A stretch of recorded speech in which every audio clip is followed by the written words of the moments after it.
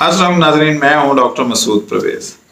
आज का टॉपिक बड़ा दिलचस्प है और लोगों को अवेयरनेस देनी थी कि आप क्यों घबरा रहे हैं। टॉपिक क्या है कि पाकिस्तान को डिफॉल्ट कर जाना चाहिए या कि बच जाना चाहिए। करने में बेहतरी है या बचने में बेहतरी है। तो आज इस टॉपिक पे बात होगी और मैं फैक्ट्स एंड फिगर के साथ आपको बताऊंगा कि आप हमारे पाकिस्तान को क्या करना चाहिए, हमारे इस प्यारे मुल्क को अब क्या करना चाहिए। पहली बात यह है कि अगर डिफॉल्ट कर जाते हैं तो होगा क्या। सिर्फ ये होगा कि आपको वो जो डॉलर बाहर से आ रहे हैं, जो एलसी खुल रही हैं, वो रुक जाएंगी क्योंकि डॉलर नहीं होंगे, पेट्रोल कम आएगा। लेकिन जितने पैसे हमारे पास पड़े होंगे ये शायद हम पेट्रोल की शॉर्टेज ना हो।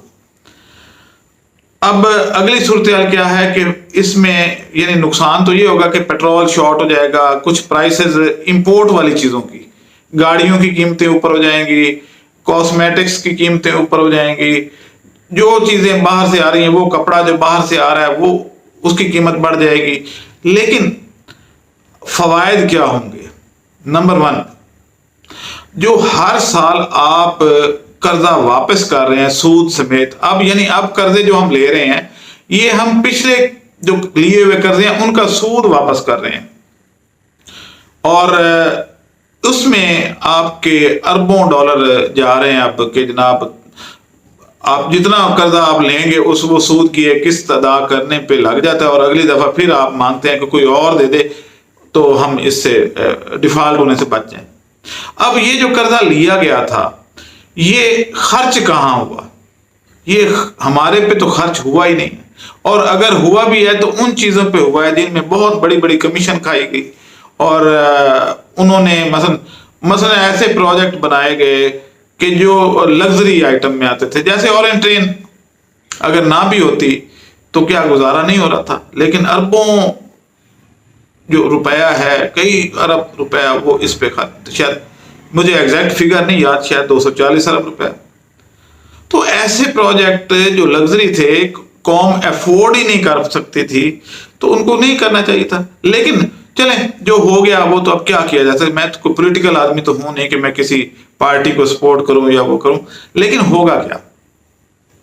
अगर आज डिफॉल्ट नहीं करता तो कल कर जाएगा, क्योंकि कर्जे अब इतने हो चुके हैं, इतना सूद हो चुका है कि साल और गुजार लेंगे, किसी से पकड़ के महंगाई करेंगे, ये वो अपनी अवाम का खून निचोड़ेंगे और उनको थोड़ा सा दे के तो फिर अगला कर्जा और ले लेंगे, यानी और कर्जा लेके अगले साल हमें सूद इससे भी ज्यादा देना होगा। तो अब ये जो है सूरत हाल, इसमें मेरी नजर में पाकिस्तान को जरूर डिफॉल्ट कर देना चाहिए। उसके फायदे ये होंगे कि एक तो वो लोग, वो IMF, वो इदारे जो हमें कर्जा के शिकंजे में फंसा लेते हैं, और वो करप्ट लोग जो अपनी कमीशन की खातिर पूरी कौम को कर्जदार कर देते हैं, उनका रास्ता बंद हो जाएगा। IMF इसलिए नहीं देगा कि ये तो वापस ही नहीं करते, ये तो हमें बुरा भला दुनिया जरूर कहेगी, लेकिन पहले कौन सी हमारी कोई इज्जत कर रही हो। हमारे लिए तो लाइन ही अलग लगती है। आप किसी भी एयरपोर्ट पे चले जाएं, मैंने बहुत ट्रैवल किया है दूसरे मुल्कों में, तो हमें खड़ा ही अलग कर देते हैं कि जी ये पाकिस्तानी है, आप उधर हो जाए, बाकी सारी कौमें एक तरफ, पाकिस्तानी एक तरफ। तो इज्जत तो पहले ही नहीं है। अगर बेइज्जती क्या होनी है, जो इज्जत होगी तो बेइज्जती होगी ना, तो इज्जत तुम्हारी पहले खत्म होगी। लेकिन इस वक्त अपने पांव पे खड़े होने का टाइम आ गया। होगा ये कि जब बाहर से चीजें नहीं आएंगी, फर्ज करें एक पेंसिल ही है, तो पहले पियानो की पेंसिल आया करती थी, लोकल इंडस्ट्री डेवलप थी, सारा कुछ था। फिर हमारे जो लोग बेवकूफ लोग हैं या जो सोचते ही नहीं है और यहां से डॉलर उठाए चाइना चले गए, वहां से कोई अच्छी डिजाइन की पेंसिल लेके इंपोर्ट कर ली और इधर डीलर बन के बैठ गए। यानी बाहर की चीजें IMF जो कर्जे दे रहा था वो फिर हम उनको वापस कर रहे थे कि जी हमें पेंसिल दे दें, जब अपने मुल्क में पेंसिलें बन रही थी तो बाहर से लाने की क्या जरूरत थी। अगर ये इंपोर्ट उस वक्त रुकी होती तो आज हमारी गाड़ियां भी हम खुद बना रहे होते, मोटरसाइकिल हम भी टोटली खुद बना रहे होते, हर चीज हम खुद बना, जैसे ईरान बना रहा है आपके सामने है।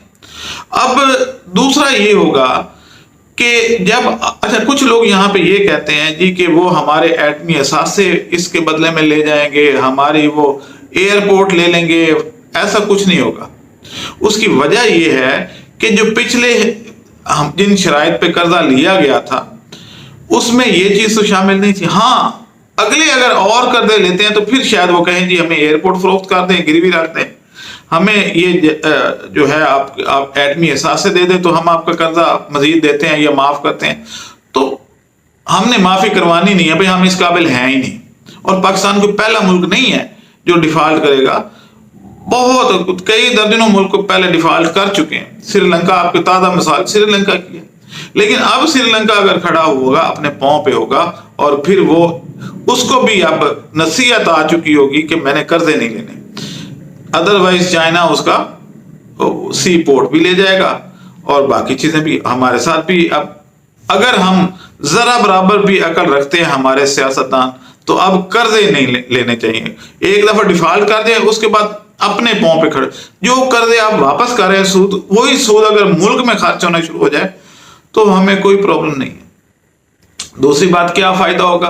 दूसरा यह है कि हमारी एग्रीकल्चर जो है वो बूस्ट अप होगी, क्योंकि हमारे पास अब एग्रीकल्चर को बूस्ट अप करने के अलावा कोई जरा ही नहीं है। यानी हमें चाइना से अदरक मंगवा लेते हैं, लहसुन भी चाइना दे, यानी सब्जियां भी, हमारे किचन की चीजें भी चाइना प्रोड्यूस करके दे रहा है।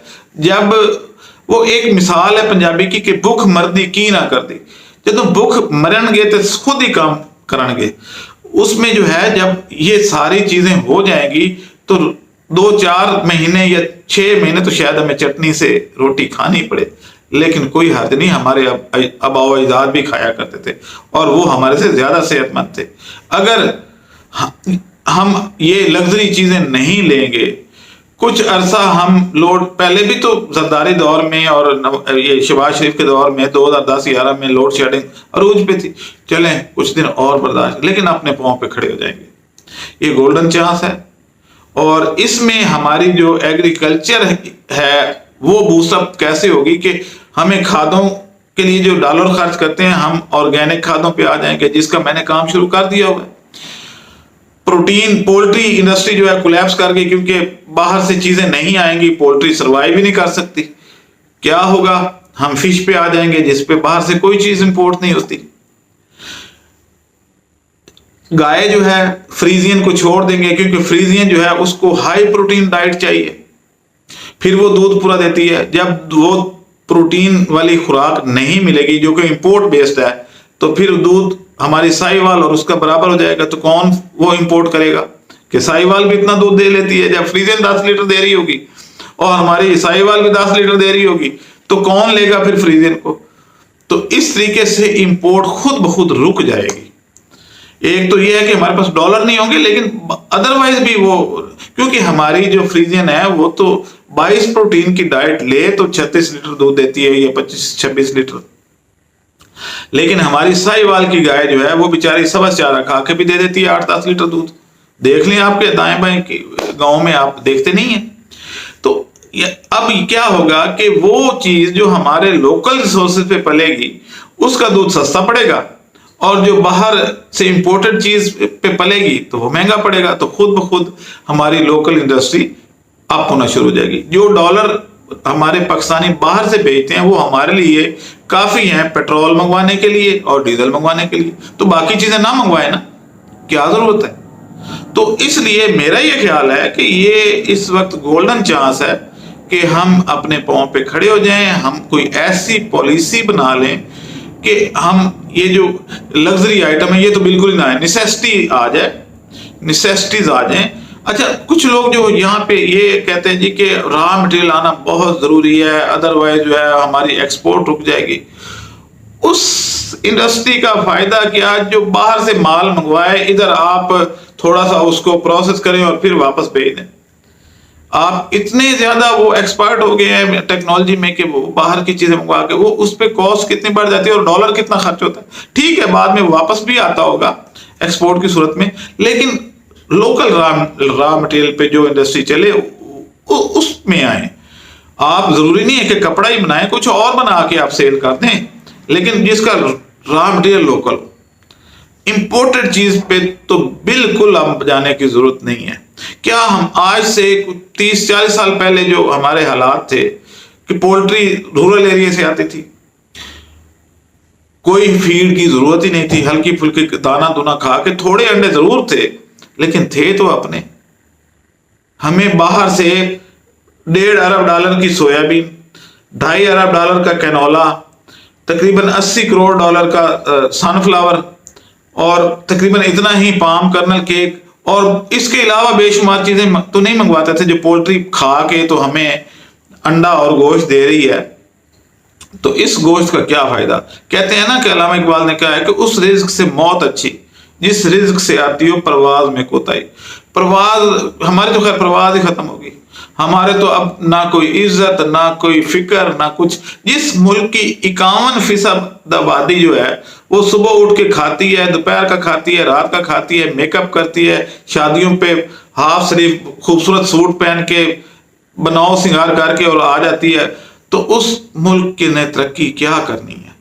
अब वो दौर नहीं रहे, दुनिया कहीं की कहीं पहुंच गई है। अब वो दौर नहीं रहे कि हम इस तरह के चोचले कर सके।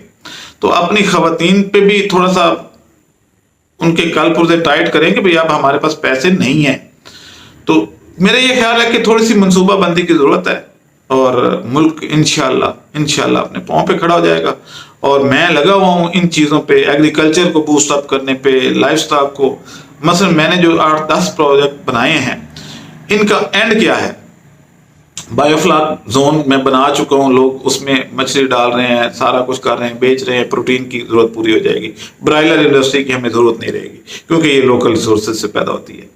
उसके बाद क्या है कि मैं फ्री रेंज पोल्ट्री करवा रहा हूँ जिसमें थोड़े अंडे हों लेकिन अपने हों और लार्ज स्केल पे करवा रहा हूँ। नंबर 3, वर्मी कंपोस्ट खाद को रिप्लेस कर रहा हूँ, ऑर्गेनिक खाद। और इतनी अच्छी मेरी अपनी फसल बहुत अच्छी हुई है, मैं आके मेरा देख लें फार्म। उसके बाद मैं नीम ऑयल पे आ रहा हूँ कि पेस्टिसाइड की हमें जरूरत नहीं।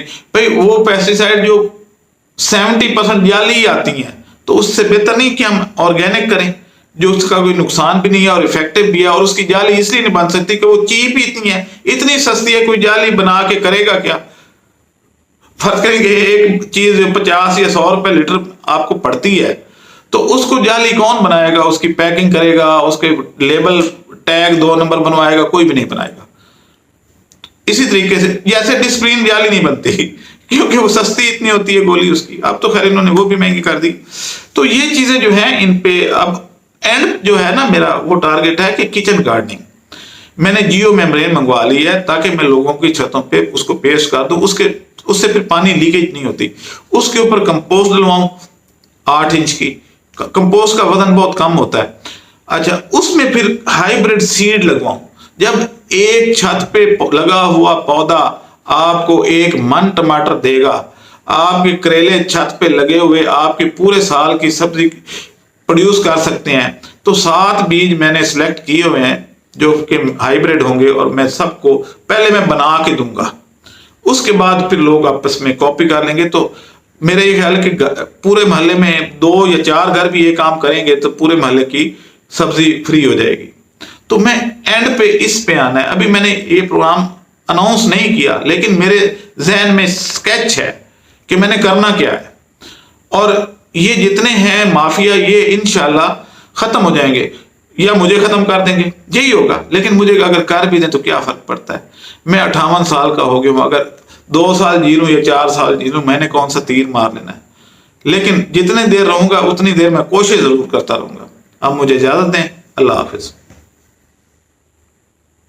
चैनल को सब्सक्राइब करें और साथ में बेल आइकन को भी दबा दें ताकि हमारी हर नई आने वाली वीडियो आप तक बआसानी पहुंच सके।